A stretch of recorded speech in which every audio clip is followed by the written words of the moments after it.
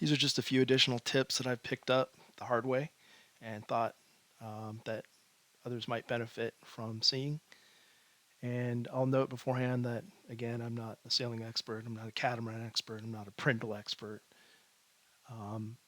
There's many ways to do the same thing, and I'm not going to tell you this is the only way to do it or the best way. It's just, again, what's worked for me.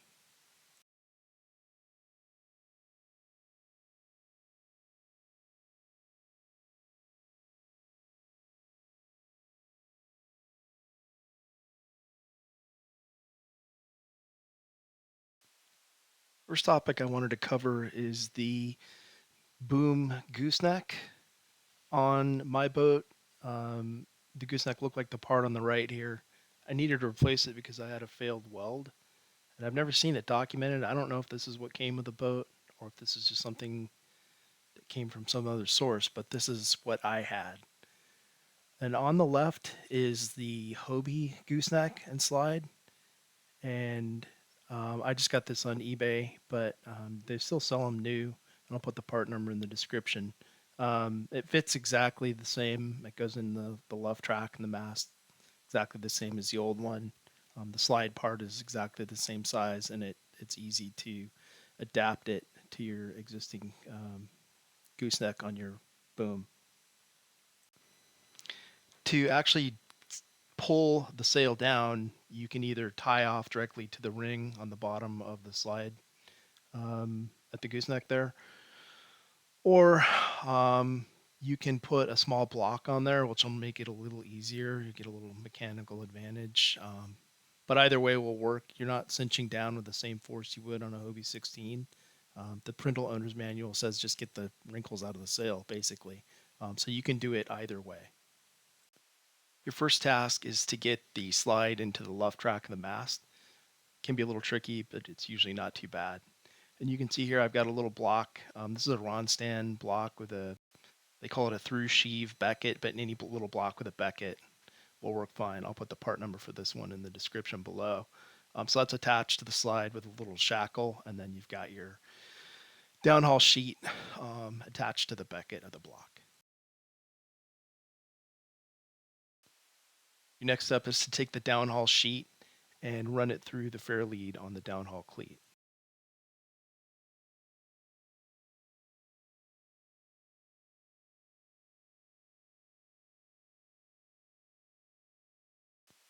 From there, you're going to bring the downhaul sheet back up and over the sheave in the block.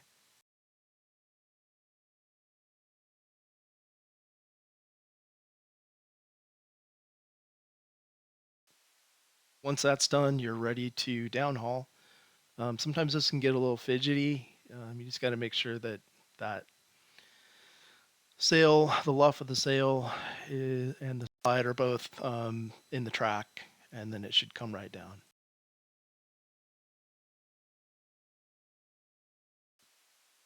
Once you've got the sail in the boom position where you want it, you just cleat it off and you're done.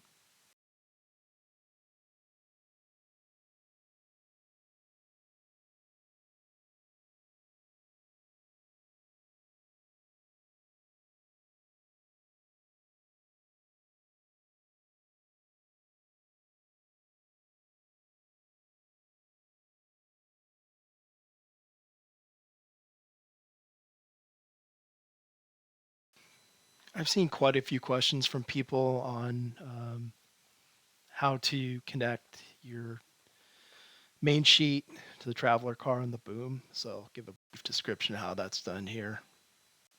You can use two sheets, one for the sail tension and one for the position of the traveler car, but I find it a lot easier just to use a single one.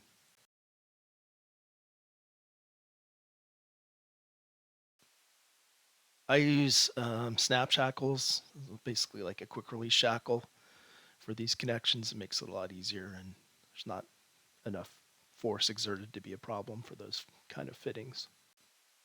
The top block connects to the boom, and the bottom one with the cleat connects at the traveler car.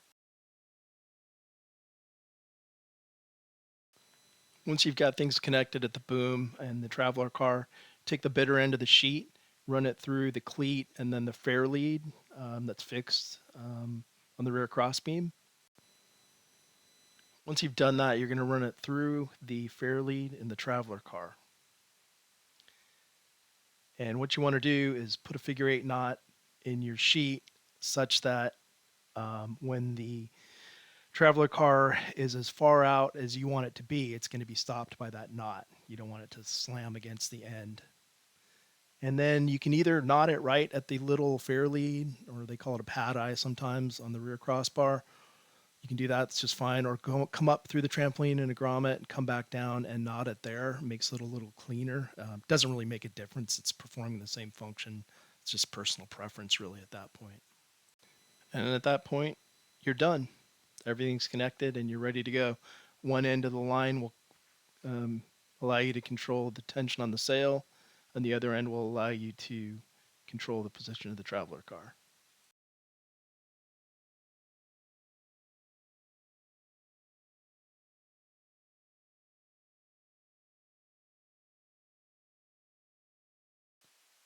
The final thing I'm going to talk about is rudder alignment. The early boats had fixed crossbar lengths, so if your rudders were perfectly aligned, that was fine. But if you're like me, you found that yours were towed out about a quarter of an inch, you didn't have any way to adjust them easily. So one solution to this is to get an adjustable tiller end, tiller crossbar end. You can get those on eBay, see them from time to time, or other classified ads. And it's really just a matter of determining the proper length to cut your existing tiller crossbar and then rivet that adjustable crossbar end on. Once you do that, it's threaded, so you can spin it in or out to make it longer or shorter, and then by extension, um, allow your rudders to be parallel, towed out, or towed in, depending on your preference. You can read a lot about people's opinions on that. From what I've read and what I use, I leave mine parallel, but that's up to you.